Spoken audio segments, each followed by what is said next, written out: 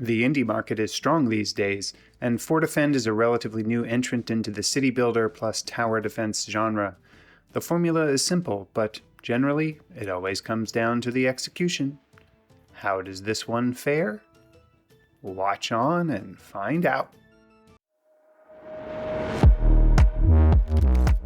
My name is Thoraxe, and this is Strategy for Busy People. If you've got a few minutes, I'll tell you what to play. Note: I take journalistic integrity seriously. A coworker's friend developed this game, so I offered to review it, but that doesn't mean it gets an easy pass. This week on Strategy for Busy People, we are checking out another tower defense city builder, this time from a small indie shop. It's Fortifend by Side Crumb. I put about 2 hours into this title. As I mentioned in the preview, it's a low poly game, but that doesn't really mean much these days. That's just a design choice. I previously might have mistakenly called this voxel, but it's not that, so thanks to reviewer for correcting me.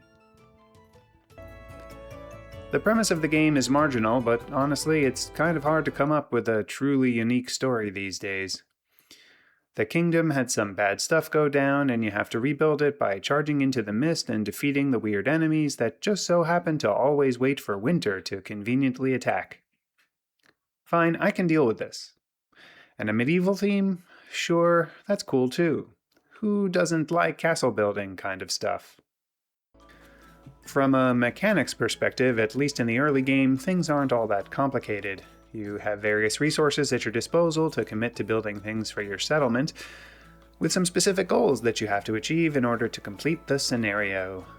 Maps are randomly generated, which does offer some replayability, but I don't know how many times you'd really want to play the same scenarios. There are also some difficulty levers that you can pull, so replayability is a big maybe. The resource spectrum is simple, so it's easy to understand. Food, wood, stone, metal, tools, and books.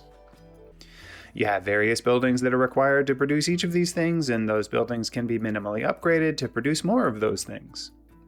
Your settlement automatically grows throughout the seasons, and everything has some kind of upkeep cost. You know the enemy is coming every winter, so you have to balance building just enough to keep your settlement functional with building enough defenses to defeat the horde.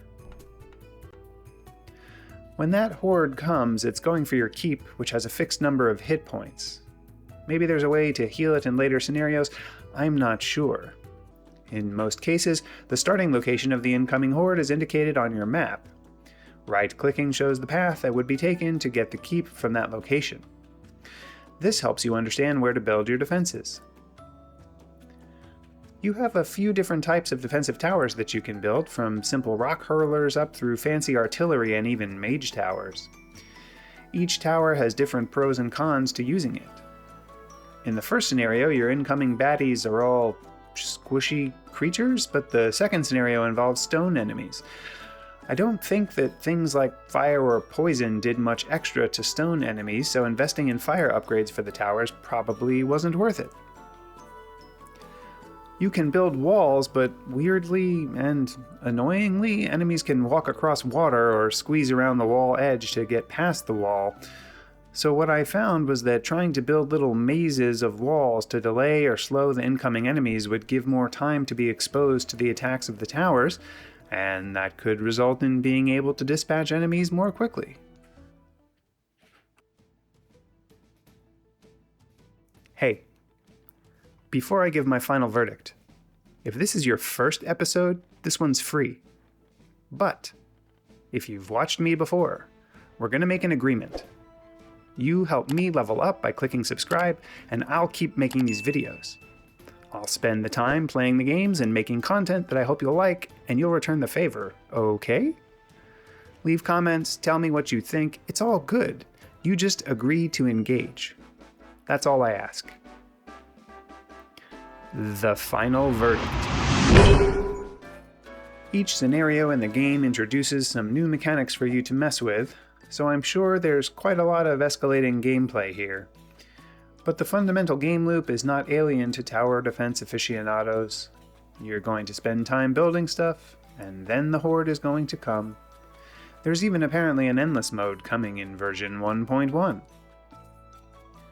On my trademarked 3-point score scale of avoid, meh, and I forgot to eat, while you built farms, which definitely looked like wheat, the food unit icon was definitely meat.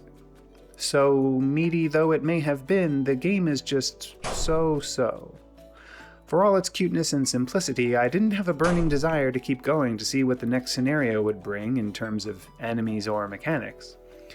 It's certainly not a bad game, and if you're a fan of tower defense and want to support some indies, it's worth a try considering the price. In the end, though, it made more sense to go to my local Irish pub for some corned beef.